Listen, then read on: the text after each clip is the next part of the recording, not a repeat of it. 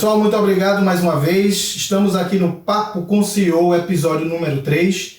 E desta vez nós temos a honra de conversar com o presidente do Porto de Suape, em Pernambuco, Leonardo Cerquinho, que já foi diretor do Porto de Suape, de todo o complexo, depois assumiu a presidência da Agência de Desenvolvimento Econômico do Estado, a ADEDIPE, e agora vem fazendo uma gestão marcante à frente do complexo de Suape, né? Um dos maiores portos da América Latina.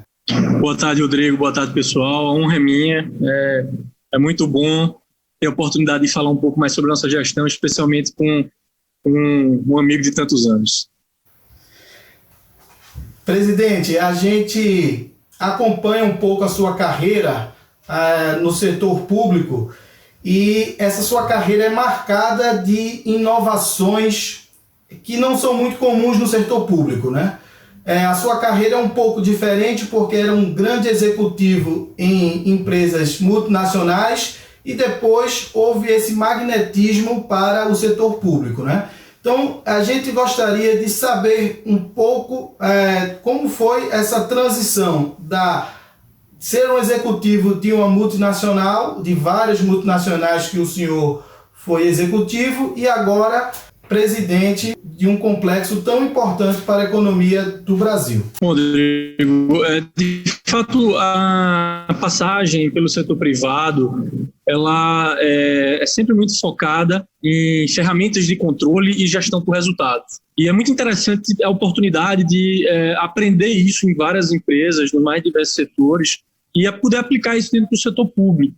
Então, hoje, principalmente aqui em Suape, né, a gente trouxe algumas ferramentas, especialmente ferramentas que permitem digitalizar todo o processo da empresa, né, escrever os procedimentos, talvez seja essa primeira etapa, depois ferramentas que permitam controlar todo esse processo. Isso é algo que tem dado resultados interessantes nesse curto prazo, né, diante da pandemia que a gente está vivendo. Os processos de swap não pararam, pelo contrário, alguns deles foram até mais eficientes. A gente teve condições de acompanhar tudo e de continuar dando andamento em todos os processos, porque a gente já não dependia de papel até desde o meio do ano passado, e não só um sistema de gerenciamento que permite entender onde está cada ação com cada um, mas também um sistema desenvolvido aqui no Porto Digital que permite que a gente saiba onde está cada etapa de cada projeto, de cada processo. Então, isso é uma coisa que é muito comum nas empresas privadas, mas quando a gente pega um ambiente que não está acostumado com esses controles e a gente aplica, o resultado ele é muito rápido e ele é muito satisfatório. A gente tem percebido aqui no Sudeste notícias muito animadoras em relação à movimentação de cargas do Porto de Suape, mesmo em meio desse momento tão delicado que nós vivemos. Então, nós gostaríamos que o senhor comentasse um pouco desses recordes de movimentação que tem sido noticiado aqui em São Paulo. Bom, eu brinco que Porto ele exige muita paciência e muito planejamento. Normalmente as ações que se tomam, as decisões que se tomam dentro do ambiente portuário, ela só vai repercutir meses e muitas vezes anos depois, especialmente diante de uma regulação não ideal que é a que a gente tem no Brasil. Então, a gente veio tomando uma série de medidas ao longo de 2019, e aí eu cito especialmente duas muito interessantes, que uma foi buscar flexibilizar algumas questões ambientais da refinaria Bray Lima, de maneira que ele pudesse aumentar a produção dele sem aumentar os níveis de emissão. A gente veio conversando com o órgão ambiental ao longo de 2019, e também da gente ter homologado junto também ao órgão ambiental operações chip-to-chip de mais berços, aumentando a nossa capacidade de transbordo. Por que eu estou citando isso? Porque quando a gente se deparou com a situação da pandemia, tiveram duas coisas que aconteceram no mercado que acabaram privilegiando o swap, mas que só foram possíveis em função desse planejamento que a gente teve no passado.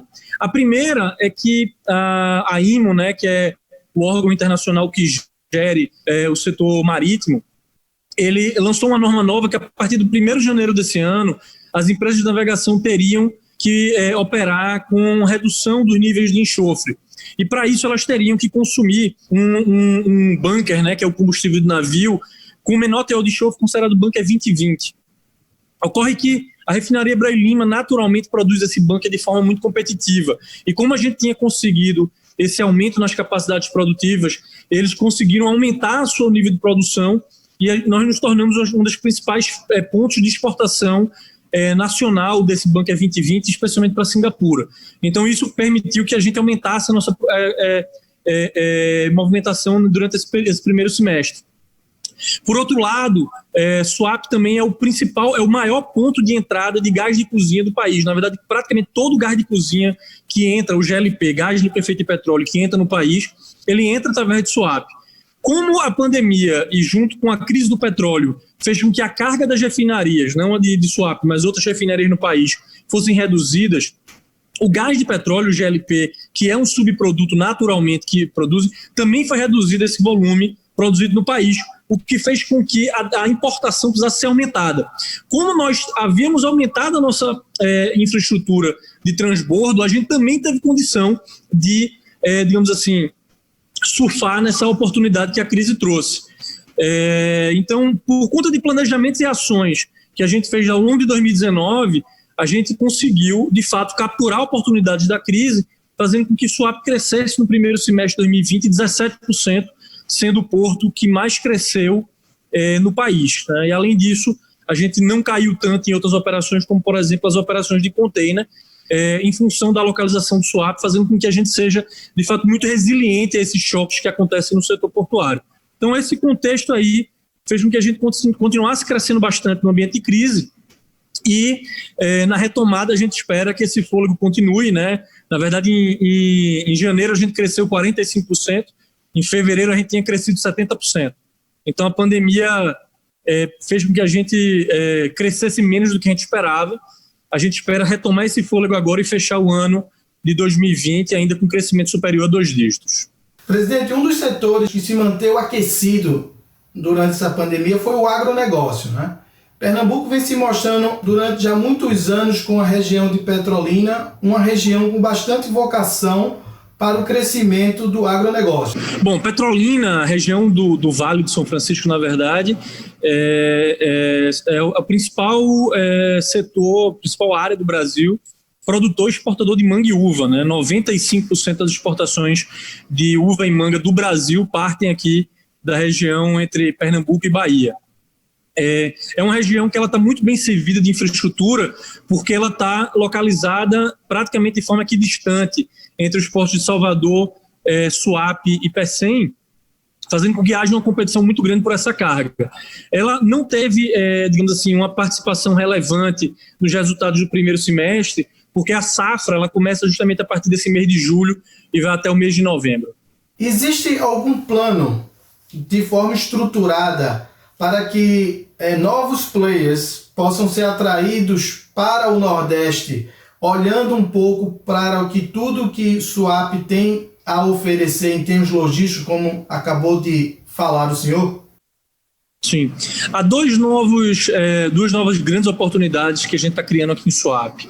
A primeira, que tem a ver com a pergunta anterior do agronegócio, é que existe um terminal que está sendo devolvido ao porto e nós vamos abrir uma licitação, a gente espera que ainda no mês de agosto, de um contrato de transição que vai expandir o objeto desse terminal para todos os tipos de granéis sólidos. Suape, ele é líder nacional na movimentação de granéis líquidos, né? Por exemplo, nós somos o hub nacional de gás de cozinha, por exemplo.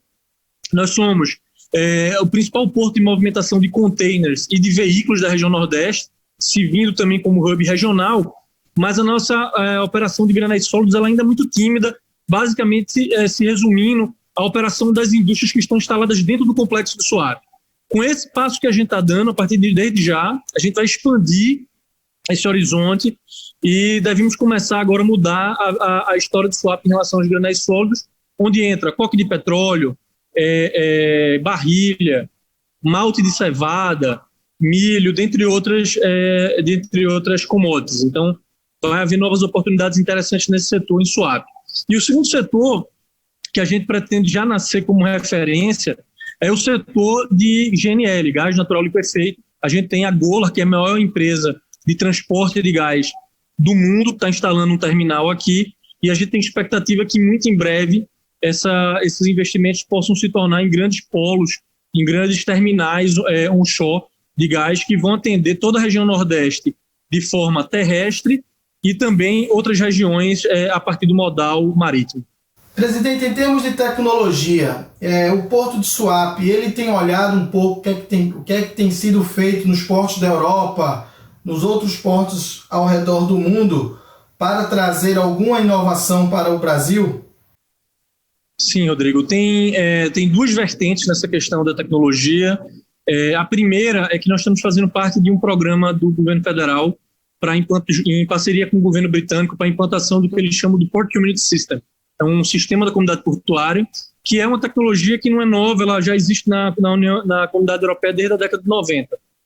O interessante é que Suape está puxando uma discussão para que o Port Community System ele não seja pura e simplesmente um sistema que seja uma troca de informações, mas a gente está propondo que esse Port Community System sirva como um sistema operacional portuário, fazendo uma referência como se fosse um sistema Android ou um sistema iOS, onde, na segunda vertente de tecnologia, nós assinamos um contrato com o Porto Digital aqui de Pernambuco para um grande projeto de inovação aberta, onde as startups vão desenvolver soluções para o porto. A gente tem um mercado de soluções portuárias no Brasil muito incipiente.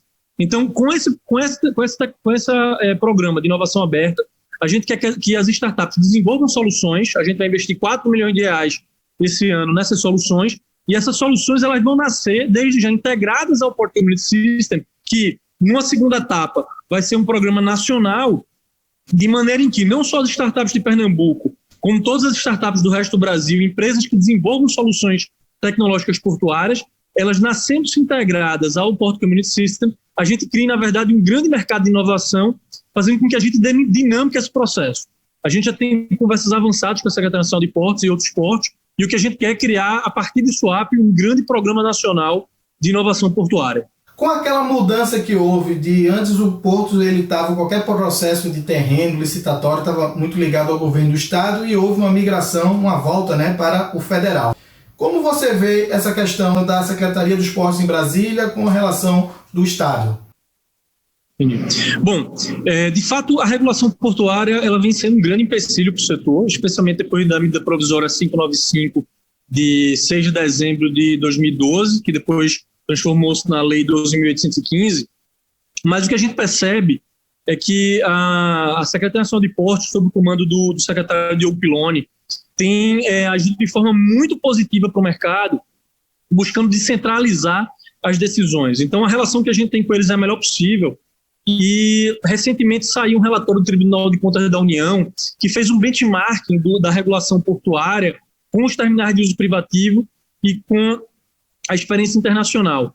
E ele foi muito rico em demonstrar que, por exemplo, fora do país, não existe uma centralidade onde os portos têm que estar o tempo todo se reportando e pedindo autorização, que acontece no Brasil.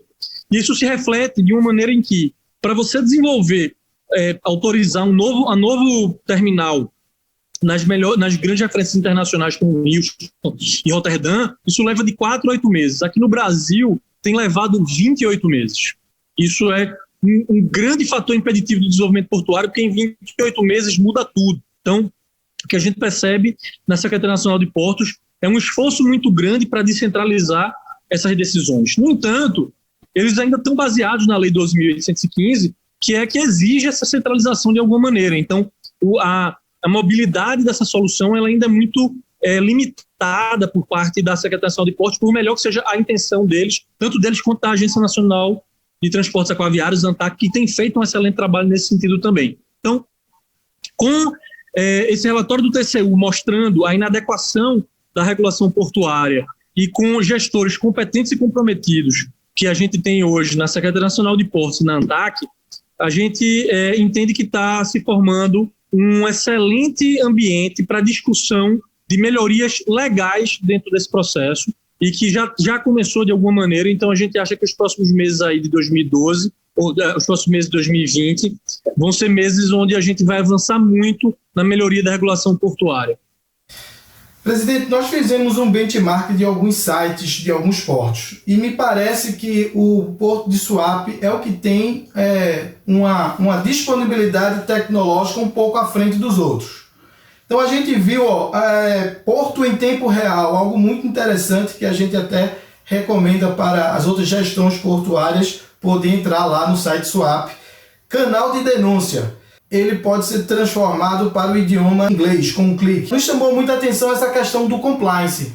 A gente viu lá no site de SUAP e até pesquisando um pouco a questão de cargos dentro do SUAP, existe uma preocupação com o compliance das operações, profissionais que são ligados ao compliance, e inclusive eu gostaria até de parabenizar a gestão do senhor, existe um canal de denúncia. Então a gente gostaria de ouvir um pouco de onde surgiu, se veio da gestão do senhor, dessa experiência muito forte multinacional, de trazer para o ente público essa preocupação toda regulatória do compliance que é tão forte hoje no mundo.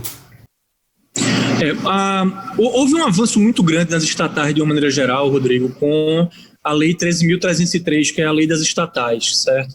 E a lei das estatais, ela traz a obrigatoriedade das empresas públicas estruturarem setores de controladoria interna, controladoria externa e tudo isso.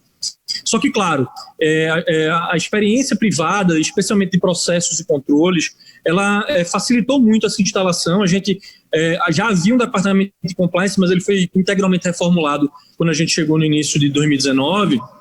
E a notícia boa é que a Controladoria Geral do Estado, ela tem feito um acompanhamento e uma comparação com as empresas, e na semana passada a SUAP foi reconhecida como, junto com a Compesa, como o benchmarking de controles internos das estatais de Pernambuco. Então isso é algo que muito nos alegra.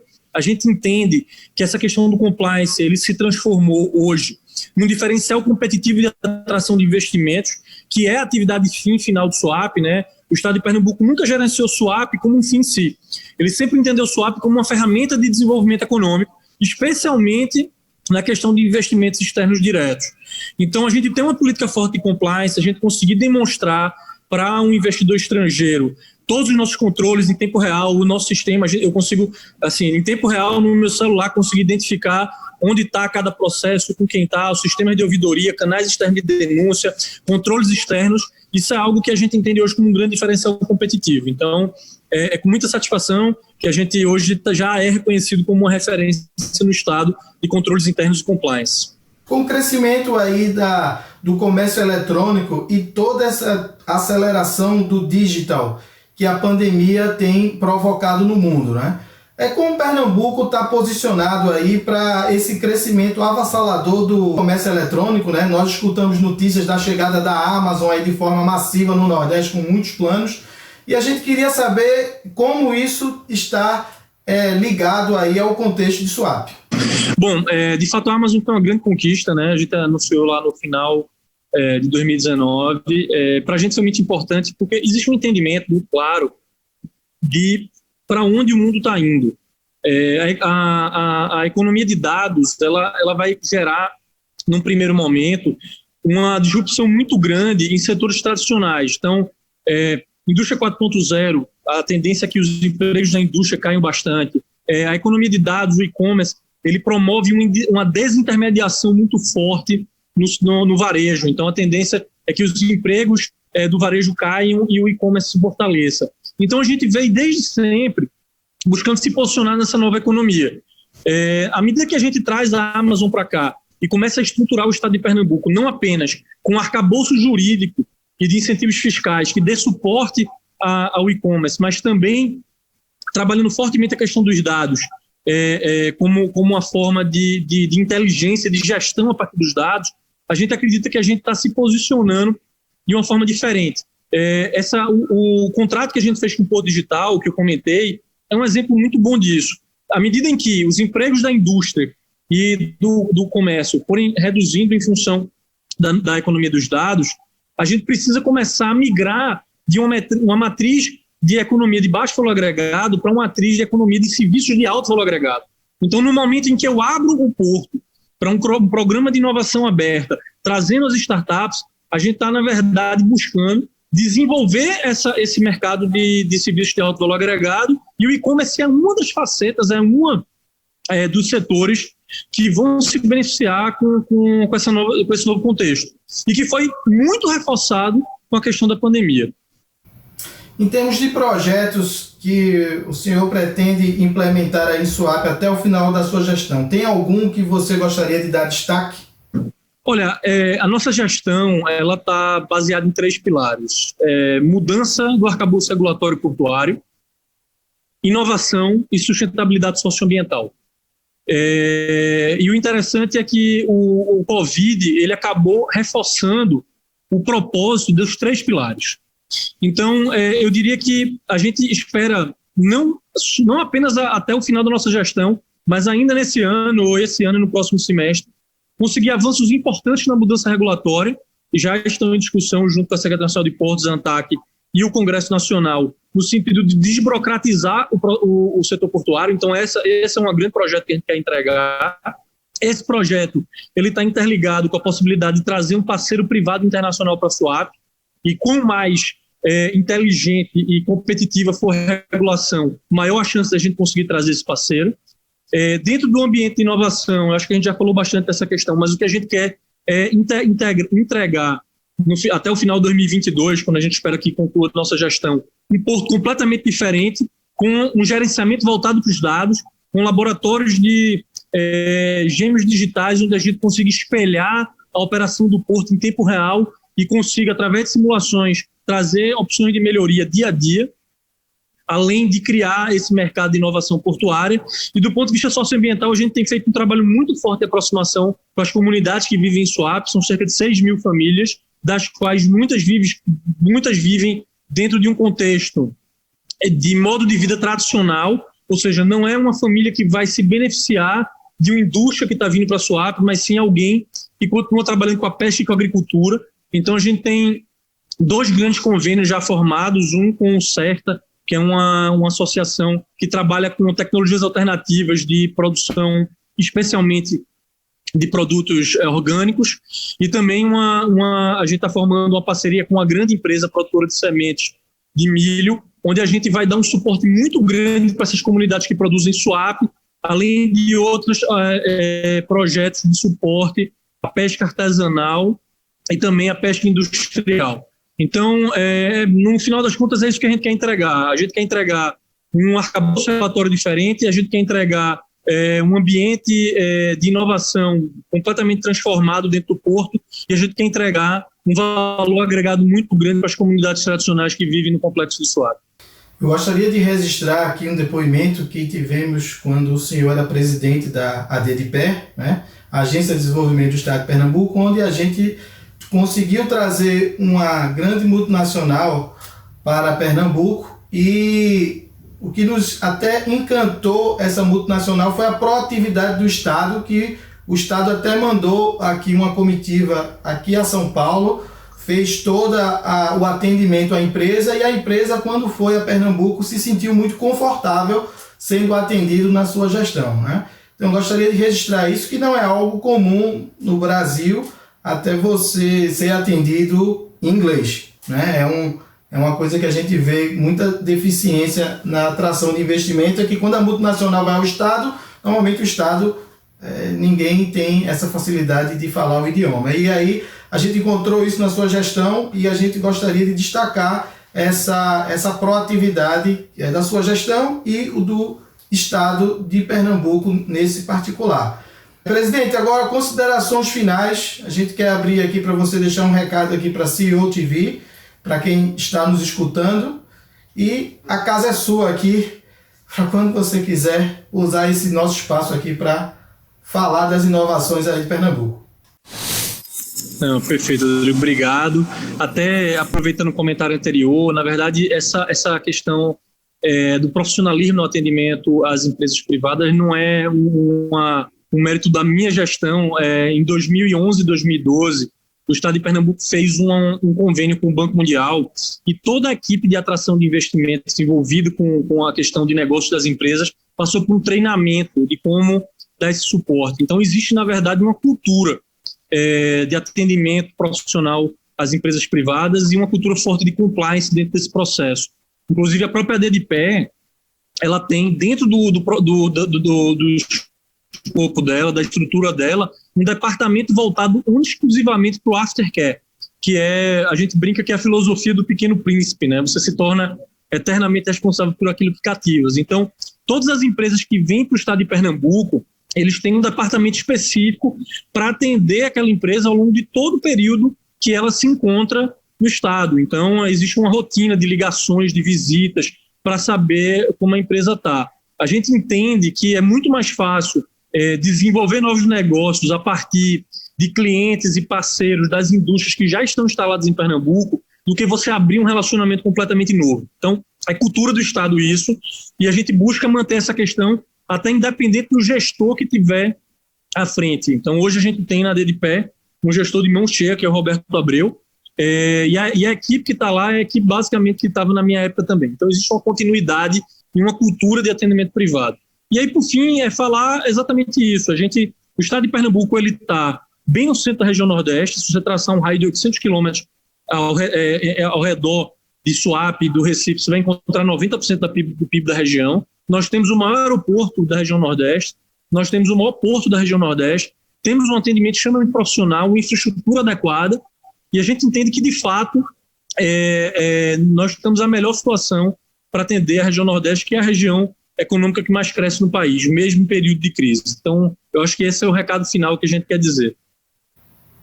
Presidente, muito obrigado e nos vemos em breve. Em 2019, o Porto de Suape e o Canal do Panamá firmaram um acordo de cooperação para a troca de experiências e atração de novas oportunidades para os dois portos, reforçando a importância de ambos no cenário logístico mundial. Tuve la oportunidad de conocer al puerto de Suape en el año 2018 y ser testigo de su magnitud. En el año 2019 firmamos un acuerdo de cooperación para desarrollar oportunidades para las dos partes.